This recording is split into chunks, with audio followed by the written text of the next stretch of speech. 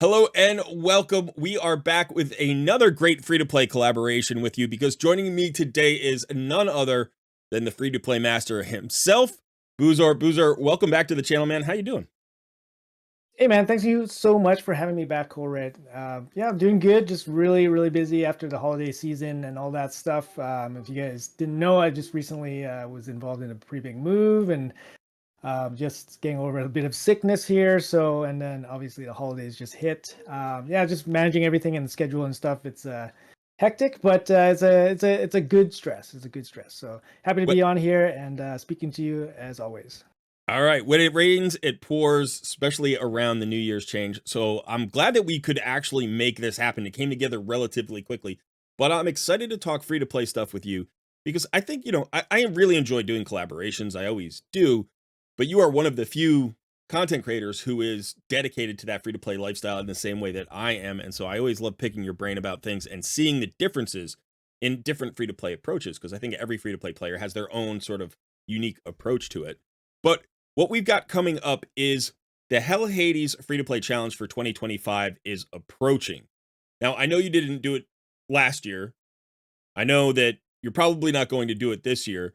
But I do think that one of the things that you can help maybe my viewers with is just understanding what it means to be free to play. Where are the pressure points? Where are the important kind of, inflection points in a free to play account and in a free to play journey? So let me ask you, when you think free to play, like what's the foundational component of free to play for you? What does it mean? What does it take in terms of Raid Shadow Legends to be free to play? Um, it really depends, right? Like you can be free to play, super casual, still enjoy the game, or you can play the game super hard and be free to play as well.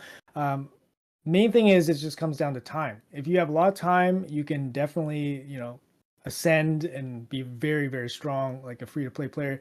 You just have to be, have to have good habits over long periods of time. If you're more casual and you're still free to play, and you have less time in the game, that doesn't mean you can't enjoy the game as free to play. So I think for me, like obviously the biggest currency for free to play, since we don't spend money, it's going to be time. We spend our time in the game, whether it is managing a game, gathering resources, you spending our resources, and so forth. It's that's how we progress our accounts. So That's absolutely true. And as you're talking about free to play resources and management, I'm noticing on my main account, I am capped out on energy. So I've got to go ahead and run something here. Let's go run a Ice yeah, Golem's my Peak. my viewers have a eagle eye for my Yeah. energy, and Yeah, absolutely. lately it's been capped out, and I'm like, sorry guys, I'm moving around and stuff like. But yeah, It, they're really good at spotting that too for me. it can be tricky. I would love for Plarium to raise the energy cap a little bit just to give you a longer window in between capping out each time. Just raise it to like Mhm. 160. That would be great. Or 200 would be fantastic. Um, Honestly, like I don't know who like a higher cap. I'm not sure who it would help, because it wouldn't really help like Endgame whales and no. that kind of, you get to the cap at level 100, so that's pretty late game, late game, right? And then for newer players, it would definitely help, but they wouldn't be able to cap it out until later in the game. So yeah, The I'm not too sure who 130 it would. energy, is that what you're talking about, the cap? Yeah, Yeah, no, 130. you Yeah. hit 130 energy at like level 75 or 80. You don't Oh, have is to it? get to Okay. yeah, you get to it relatively early. Which is one of the things that was a little bit weird the first time I like leveled my account up to 100. I was like, why is it not still growing? But it actually stops growing somewhere well before 100. So Oh, gotcha. what I think would happen, there are two things that would happen, right? If you raised the cap, that means each refill potion would actually be worth more energy. So that would be a Yeah. massive change, and they could eliminate that change if they just wanted to make a refill potion worth 130 energy, and then they wouldn't have to worry about that. So that means that 130 energy is only 6.5 hours. I go to sleep for 7 or 8 hours at least. I try to do that. So I'm always capping out in the morning, and the first thing I do is log in and I try to burn a little bit of energy here. So if the Mhm. cap were 200, then I could go to sleep and wake up and it wouldn't be full yet, and that would be helpful. So those are Right. things that I would like to see changed. But Yeah, um, for but sure. but getting back to the resource management idea, like, I do think that, as you said, time is the biggest resource that free to play players invest, right? We invest time on now you play two accounts and they're both endgame, correct? Correct. Yeah. Okay, so at Endgame, how much time do you think you invest in a day into one account? Um, Obviously, I play both of them simultaneously, so it's not like not like an additive time. It's not Right, like right. while I'm playing one, I'm playing the other one at the same time. I would say I probably play one account probably like 4 hours a day. Yeah. And then on some days it might even be more. Some days it's slightly less. I would say maybe like if I just wanted to do dailies and duck out, it'd be like maybe like 2 hours. But if I'm doing anything else, probably like 4 hours. And then because I'm running the second account, it's probably like an extra hour ish on top, roughly. So probably 5 hours total game time in a day, like spread out throughout the day, probably. That sounds about consistent with my experience. I would say I usually, if I'm playing, if it's slow play where I'm like actively playing the game, and trying to improve things and do everything in the day, it's about 4 hours. Whereas if I'm just trying to complete the dailies and get it done really quickly, it's between 90 minutes and 2 hours, maybe. Have you found that the addition of Chimera has changed that? Oh yeah, for sure. Like Chimera's, even though it's a once a week kind of event, if you want to do best performance, it's going to take you, unless you have a really strong roster or a perfect roster for that content, it's going to take you multiple tries to, try to get that desired result, right? So Yeah. it's still adding time into the game, even though it's a relatively quick fight relative to like Hydra. It's like 20-minute roughly fight, but the full auto runs aren't the best sometimes, so you Yeah. you might have to run them multiple times, and it really depends. Right now, I use RSL Helper, so that's the automated app tool, and that really helps with just getting the runs through Chimera. So if I set like a minimum damage threshold on it, it'll try to reach it, but it's probably going to run it like 25 times or something. Right. So I just leave it Right. while I'm sleeping or at work or something. Oh, that's a good idea. Um, Yeah. yeah. Yeah, I we talked about this last time you were on the channel, RSL Helper, and I still haven't gotten back into it. So maybe next time I'll have to have you on. You can help me reload that and learn it. But let me ask you. So you mentioned Hydra, and I have found that over time I've gotten a little bit better at managing my Hydra. But we're talking about Chimera. We're talking about Hydra. These are keys that you only do once a week. And as a result, if we're talking about that 4 hour a day investment, on days when you're doing Hydra, on days when you're doing Chimera, it's more time. It just is. Right. And so, like, one of the solutions that you've used is trying to do it overnight using RSL Helper. So it doesn't really add any time to you in your day because you're not doing it actively. Right. You're doing it If it's kind of if passive. it's successful, If if it's successful. successful. Right. Um, do you find that, like, doing Hydra or doing Chimera at this point in your experience with Raid, have you gotten so streamlined with it that it really doesn't add any time because you're just doing it passively, or do you still have to maybe budget an extra hour in on days when you're running Hydra? Um, my Hydra teams are kind of they're kind of flimsy in the fact, and this new Hydra after the update and all that stuff, Yeah. it's harder to get maximum damage just running it full auto. So I found that you have to do it manual if you want to do a really good performance. Like for me, one keying Nightmare is that's not anything. It's for me, like I'm shooting for like 500 million Nightmare damage. Right. I'm shooting for like as high as I can get, right, to help my clan. So that takes time, and that takes reruns, and that takes RNG and stuff. And sometimes it gets frustrating when you spend like 20 minutes and then your guy dies to like a reflect damage hit or something like Yeah. that. Yeah. So and then you have to restart it, right? And that's where kind of like the time sink comes in. But for me, like if all I wanted was to one key Nightmare and just call it a day, it wouldn't add that much time. It's only because I'm in an end game clan, and then we do end games like super end game stuff that there's requirements for damage and stuff that we have to put in the extra effort. So I think, yeah, you don't have to do it, of course, because you just kind of one key Nightmare and then dip out. But for me, because I'm in the position that I am where I'm trying to shoot for maximum numbers, then it does take up a bit of time and manual game play as well. So This is a discussion. Each of the times that we've basically talked, I've been on your channel, you've been on my channel. There's always comments about free to play end game and how different that is. And again, we started this by talking about the HH challenge where people are going to be starting brand new free to play accounts.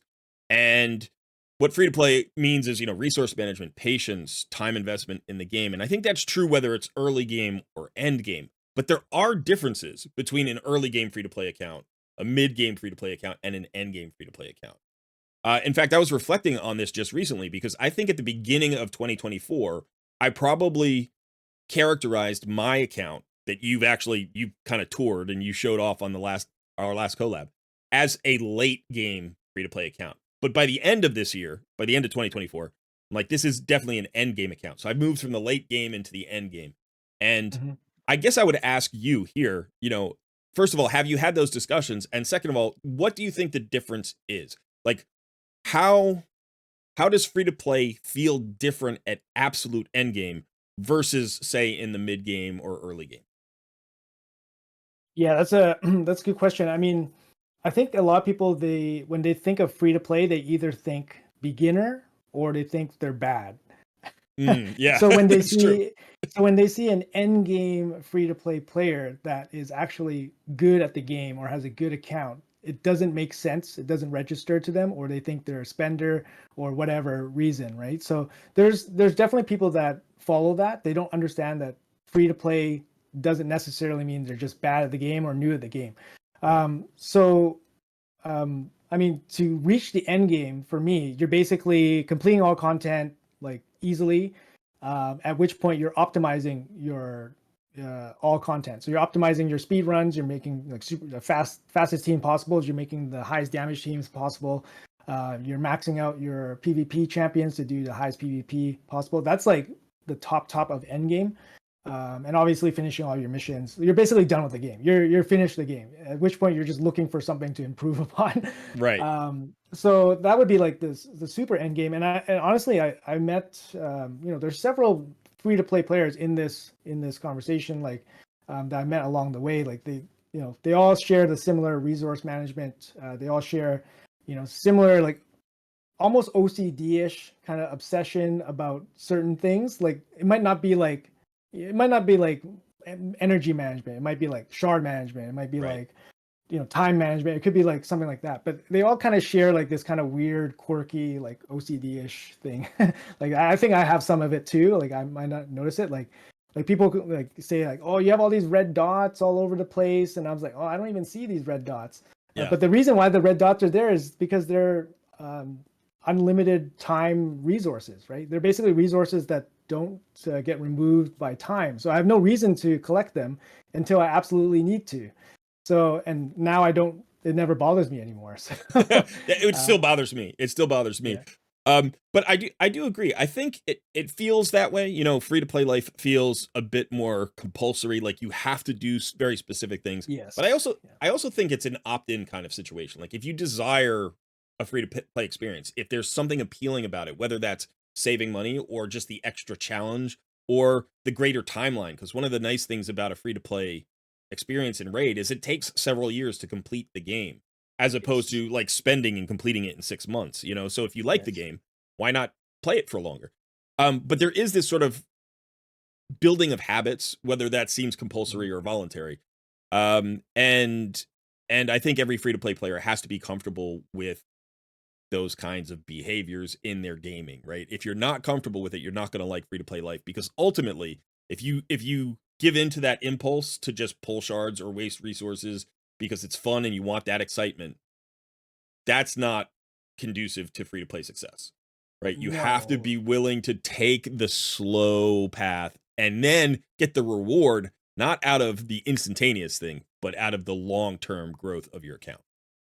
Yeah, like for sure. Like everything you said there is 100% right. Like whenever you spend resources, especially a large chunk of resources, you want to get as much back as Yep. possible, whether it's like a dungeon diver or whatever event that you're possibly doing. Like for example, I never even do like Phantom Shogun until CVC because there's never a tournament for Phantom Shogun. So and Right. the only way you can basically double dip anything is during CVC points because you don't have you know tournaments or events for Phantom Shogun, for example. Same thing with Sand Devil. I never do Sand Devil unless there's a Sand Devil event. And Yeah. then if I really need resources, then I just go ham and win that event because usually people just get the max reward and then duck out. So it's an easy win sometimes, Yeah. but it really depends. So like, yeah, everything you said, it totally makes sense. And I always say this. I said this before to Ash when he asked me, but basically, like, to me, like, if you're free to play, you get to play the game for longer. Yeah. So like, why rush the game, right? Why rush Right. the game? And I think in the beginning, the urge to spend and the return of spending is probably the highest, right? So when you spend a little bit of money in the beginning, it actually boosts your account quite a bit. And I think that's when it's the highest urge to spend.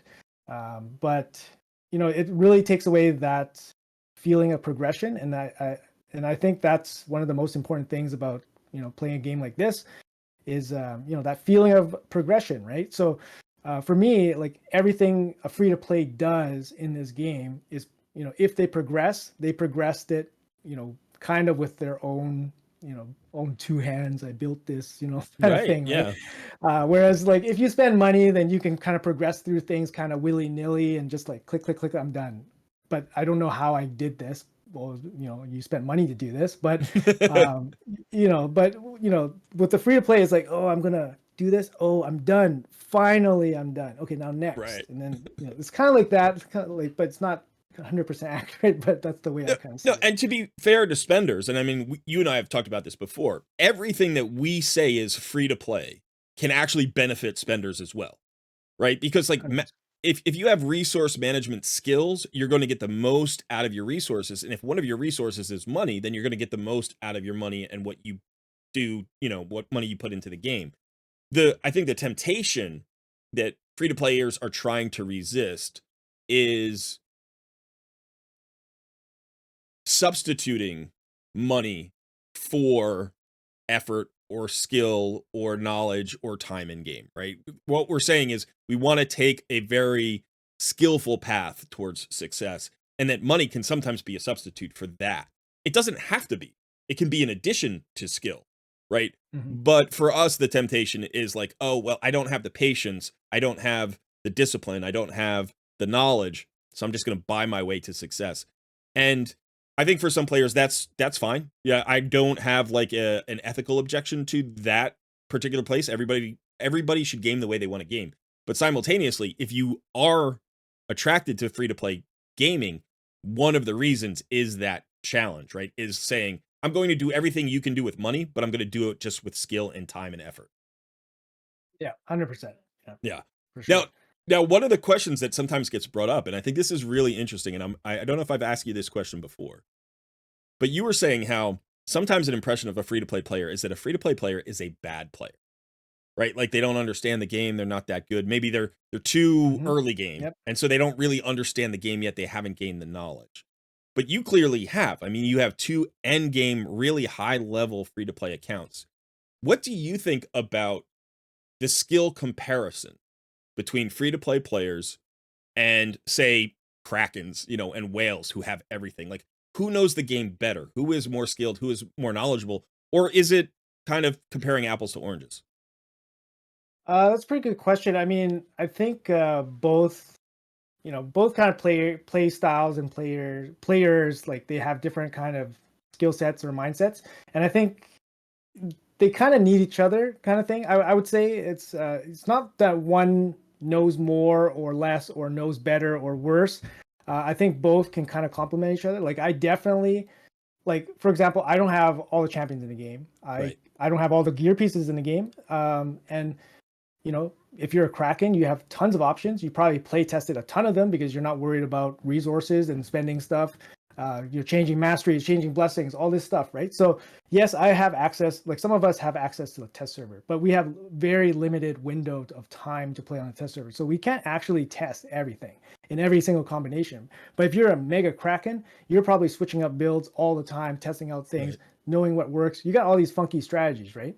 So they got their own thing that they're really good at, and that's basically spending resources to you know, get that leg up, whether it's knowledge, whether it's whatever, right? Right. But for a free to play, we have to kind of, since we can't spend resources like that, and we don't have champions in the same way, we have to find other ways to be as strong as we can with what we have, Right. right? So maybe we know the bottom of the barrel champions that are good in certain spots. Maybe we can gear them in certain ways that maybe Krakens don't think about, because they have better options, for example, right? Maybe they don't even look at some gearing Right. options because Yeah. they have way better Yeah. and they never even knew that this actually worked. So, I think it's just too different, but I think they both complement each other. Like to me, I love my whale friends. I love my Kraken friends because they know things I don't. Yeah. And if they share it, I love it. I love it, man. Share it. I love it.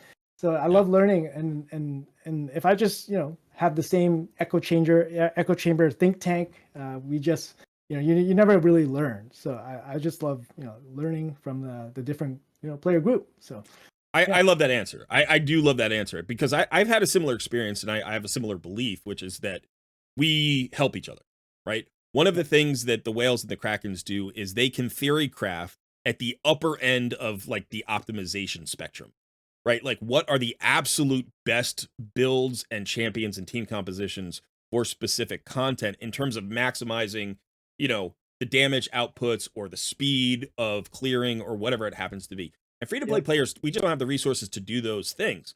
So when Yep. when Krakens do that, that trickles down to us, and that helps us get more optimization into our teams. On the flip side, we know what will absolutely work. You know what I mean? Not the best thing, but we can put together a team out of almost any collection of champions to get a job done that whales and krakens wouldn't even ever consider because like you said, Mhm. if it's not optimal, they're not chasing it. But we're not chasing we're not chasing the optimal output. We're chasing just like a little bit of progress out of the champions that we currently have, out of the builds we currently have. And so I think we get very creative with solving problems. And sometimes those two schools of thought converge, and you get something like the Godseeker Aniri duo for Sand Devil's Necropolis, which is extremely efficient at the end game and also extremely efficient for free to play players. Until you get a thing like double Acrizia, double Newt, or whatever. It's like unless you're there, this solution is still great for 99% of the player base. Yeah, 100%. Yeah. And I'm pretty sure like a kraken or a whale probably figured out the Aniri Possibly, ninja yeah. combo. Yeah, I'm pretty But sure. it definitely suits the idea of a free to play philosophy, right? Like Yep, it's two 100%. champions, and it can be that second champion is really really flexible, and you can figure out how to like build it from a free to play resource perspective. Like you could probably get the gear on it once you're in the mid game as a free to play player. Um, but it's still, sometimes people don't pull a Godseeker and Eerie for 2.5 years and then it feels really bad, so it's like Yep. it's still not perfect. It's still not perfect. But Mhm. okay, so this has been really interesting. I do want to ask you two more questions though. One Yeah. is we talked about the Hell Hades free to play challenge. Did you track it last year at all? Did you watch like the content on it last year?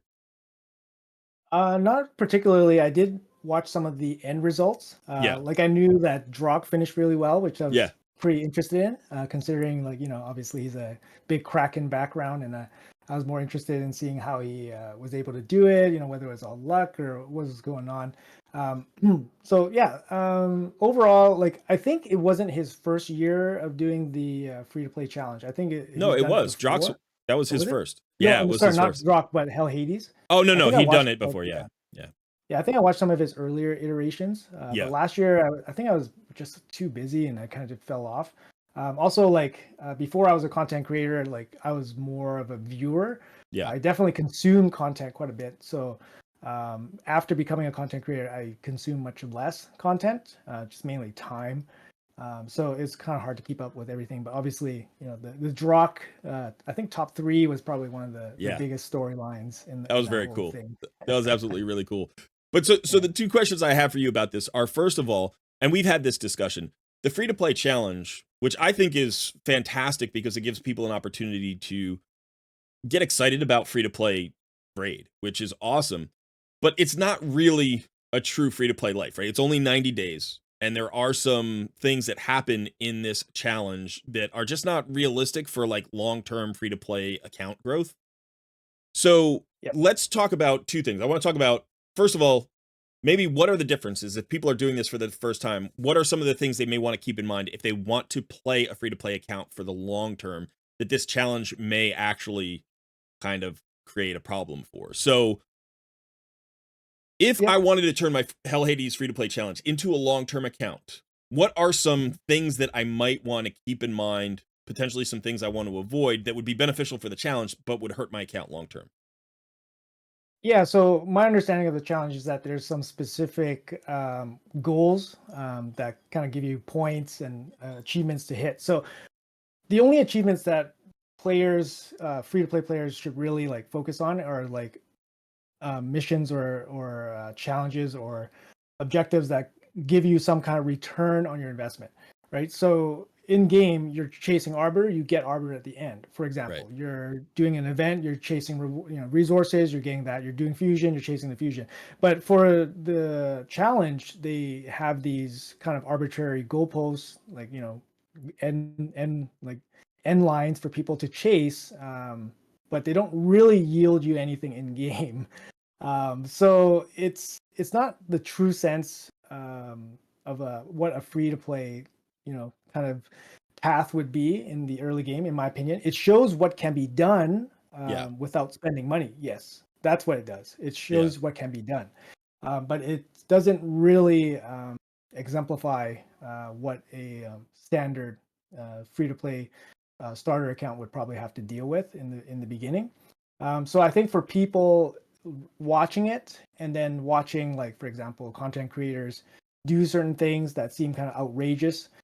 Well, I mean, if you have a singular goal of achieving this certain goal, Right. then yes, you can probably do it, but you will probably hurt your account because you're not really getting too much back from it. So that would be my kind of like warning for people that are watching and trying to mimic. Would be, you have to take it with a grain of salt. It's there's some restrictions, there's some rules on it. When you play your own free to play account, you're not going to be chasing the same things. You're not going to be restricted in the same way. Like, for example, no legendary champions or Right. whatever. For free to play, you have to use any resource you have available to you and try to make the best of it to progress your account. Obviously, these players, they know what they're doing. They have good fundamentals. A lot of it comes down to how much time you have in game. And again, we come back to that idea of time. And time is the free to play's greatest resource. If you have a lot of time, you can definitely do a lot of it in your account. And I think a lot of it, if you take away the RNG. So here's the thing: if based on rules for this Hmm. competition, if you take away the RNG, what you have is basically a measure of time and effort. Who spends the most time and effort, if you take away the RNG, will win. Will win. And Right. and it comes down to strategy too. A little bit of strategy, because you have to prioritize where your time and energy goes into, for example. But if you have more, if you have double the amount of time as the next guy, for sure you're probably going to You're beat gonna that win. guy. Yeah. You're going to win. You're going to Absolutely. win. Yeah. So it's hard to say. And because the timeline for the event is only 3 months, it's honestly short-term variance. It's short-term variance. Um, and yeah, it's short-term variance versus long-term. Long-term Yeah. variance will give you a more stable result, but Yes. short-term variance, a lot of things can happen. Well, so let me ask you just specifically along the timeline. When do you think free to play life really kicks in? Like how, like 90 days, what I experienced last year was that for the first 45 days of the challenge, I was really in the middle of the pack. And I'm an experienced free to play player. I have only played free to play. I've probably played close to 20 free to play accounts over my time in Raid. So I knew the early game really well. I felt really comfortable, but I was still in the middle of the pack because of what you're talking about. People were pushing to do crazy things and get those points, early on. And then what happened is in the second 45 days, I just steadily climbed up the leaderboards until I ended up in second place out of all of the content creators. And I think if it had gone another 30 days, I would have stayed, I would have even made more distance. I think Crop, who finished first, was also a very good free to play player. He probably would have stayed up there too, but we would have separated ourselves from the pack of spenders because to me, it feels like that early game, there's so much happening that you almost don't have to be super disciplined, right? You just have to, if you have good knowledge of the game and you have good knowledge of champions, you can like overspend your resources for a burst of really early game progress. But once you get into, towards 180 days, and once you get past that point, then the game slows down. It doesn't give you as many resources, and you really need to be super disciplined to keep that progress going and work through those hurdles that come at you and slow you down. So, how long do you feel like a player would have to play a free to play account from the beginning of the game in order to get a real sense of what it takes to succeed in Raid as a free to play player? Yeah, you make a good point about the super early game. Like, if I remember correctly, like you get pretty jammed up on energy, so like you're basically always energy capped in the Yeah. beginning. So you just have tons of energy. You can spend it, like you said, in a burst way, get a big boost right away. But then after that, you're gonna run out of energy, and then you're gonna have to start running off your regenerated energy. Yeah. So like you said, the first 45 days or a month, it's pretty hectic. There's lots to do, but at the same time, you have to kind of pigeonhole yourself into like certain things. Otherwise, you're gonna dilute your resources pretty quickly. Like for example, you have to go for your first 60 so that you can Yep. farm. You can farm more stuff. You have to get your first 60 ASAP. But you're right that a lot of the free to play, it comes down to discipline over long periods of time. And I feel like, if you keep doing the same things over and over, do the right things, obviously you shrink the impact of variance, and then you expand that over long periods of time, you're bound to see good results. And like there's going to be outliers that basically have people not do well over long periods of time. Like there's going to be outliers like that, but you're going to have people do very well over long periods of time that they have good free to play habits. Personally, I think after 3 months, I would say if you're somewhat dedicated to the game, not even dedicated, somewhat interested in the game, if at the 3 month mark, you probably should be looking towards doing your first fusion. Yeah. Relative, like you should be setting up to do your first fusion around 3 months. And then around 6 months, you should be starting to probably like farm kind of hard, like start getting your feet wet into the higher levels of dungeons at about 6 months.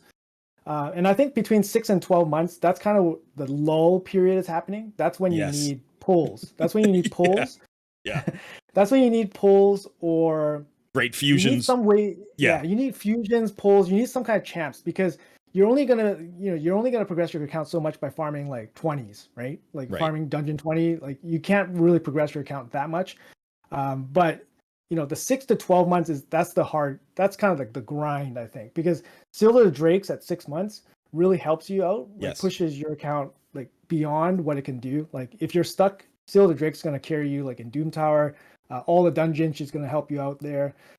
Any kind of hard wave based content, Silver the Drake's at 6 months. She's huge. She's massive. Yeah, absolutely Um, true. And I think again yeah. at 9 months you get Vizix, who's very helpful in a lot of Yes. places. And then Yes. somewhere in that range of time between say 4 months and like the 9 months, hopefully you're pulling in your Mithrala, right? And so it's like, for some people it might take a little bit longer, but if you've got any kind of Hydra focus, you can basically grind that out in about 20 weeks. And so, depending on how early you get in there, then you're going to get Mithrala. And between Syl, Vizix, and Mithrala, and if you pull it, get your Arbiter, now you've got that free to play, free champion core to really start pushing other content, which is great. But that's why I feel like until you hit the 6 month mark, you really haven't experienced free to play life yet. You've Yeah. started, you've started, Yeah. you know what it takes, but you haven't really hit the wall yet and know what it takes to like push past. Because Yeah. that's, I think that, like you said, the 6 to 12 month mark is where things get rough. Yeah. Like looking for a good damage dealer is actually kind of tough, especially Yes. for free to play, because your gear sucks, right? Like Yeah. your gear pretty much sucks. You don't have savage gear or anything like that. So you heavily rely on like poisoners and HP burners. And one of the best that you actually pick up is actually Drexar. So by Yeah. Good around call. 9 months, Drexar is probably pretty close, or you should have him. And Drexar is going to help carry you through a lot of hard content, like boss content. He like Doom Tower bosses, where you can get some of those nicer rewards every month. He's going to help you carry it. Like he's not going to be fast, but he'll help you No. clear the stage in like 10 minutes or Yeah. 15 minutes. But he can do it. So damage will be tough for newer players to deal with, and a lot of people they can't deal with the slow runs, right? Like the 10-minute Doom Tower levels, they can't deal with it. They can't deal with the soul like manual faction war stuff. Takes you like an hour Right. sometimes. Like I remember my Night Rev 21 took me like 90 minutes. It was just the manual Yeah. was just like pain, man, just pain. Yeah. But And I definitely think, what we talked about was you need a pull, or you need a good fusion, or you need a good login champion. I mean, the people who got Ninja on their account early on didn't experience the pain that people, who started playing after Ninja was gone, right? Like when Alexander was the free login champion, it was like, oh, there was a lot of pain there for like another year before there was a good free to play accessible damage dealer of that caliber. And so mm, you're right. I think damage dealers early on are harder to come by. And then late in your account, they're a dime a dozen, and you're looking for those world class supports, right? So yeah. yeah, definitely for me, like, in the last year, I would say, or a little bit more than a year, about a year and a half, since Newt, right? Because we had Artak, we had Wukong as login champions, we got Newt as a fusion, we've had now Thor, we got Ninja again. Mm, It feels like they've given us a lot of good damage dealers over that time frame, right. whereas the great support, fusions and stuff like that have been a little bit fewer and further between than Mm, before. There's still been some Pythion, good ones. Pythion, There Pythion, and Korra was pretty good. Like Emic was really good But as a Pythion was 2 fusion. years ago. Yeah, that's true. I mean, Arman's. Armand's true. Armand's was absolutely god tier support, right? But not Mhm. the reviver, healer, cleanser type support, right? Not Yeah. that type of support. Definitely Astrid was a good one. But I think, and I, maybe I'm misremembering, I guess, but I feel like the reviver role, the healer cleanser role is a critical one, and I can't remember the last time we had a really, really good fusion of that type other than Astrid, I Pythion. guess. Well, Pythion Pythion, was yeah, good. again, and Uko, Pythion was- who were both Yeah. in Uko. 2022, Was right? it? And Okay. early That one. 2022, I think. In fact, maybe Mhm. even in late 2021. So, I think I um, think Pythion was January 23. okay, I think okay, Pythion, yeah. But still a still, little yeah, a bit. while ago, It's a been a year ago. while. That's Yeah, it's yeah, been a while. yeah. But okay, so Boozer, as always, it's been fun hanging out with you and talking free to play stuff. Honestly, I could ask you 50 more questions, but the video's already running towards 40 minutes. So we're gonna call it here. We're still gonna do a video, hopefully, on your channel. I will include a link to Boozer's channel in the description of this video. Make sure to check it out. He has awesome free to play content, really top notch stuff. I've got to say, just between the two of us, you're about, I think, somewhere between 6 months and a year ahead of me, both in terms of your account progression and in terms of your YouTube channel. So I frequently go to your channel just to check out, okay, where should I be looking to move in the next 6 months to a year? And often I find really great, inspiration for planning ahead and figuring out my next moves from your channel. So definitely go check out Boozer's channel. Boozer, thanks for coming on the channel, man. Yeah, man. Really appreciate you having me on and setting this up. It's always fun to talk free to play shop with you, of course. Hopefully, yeah, the viewers enjoy what we have to say, and hopefully, they like us enough that they want more. So, Yeah, anyways, absolutely. thank you. Yeah, appreciate it. All right. That is it for us today. He has been Boozer. I've been Colred. Thanks for hanging out. We will see you in another video soon.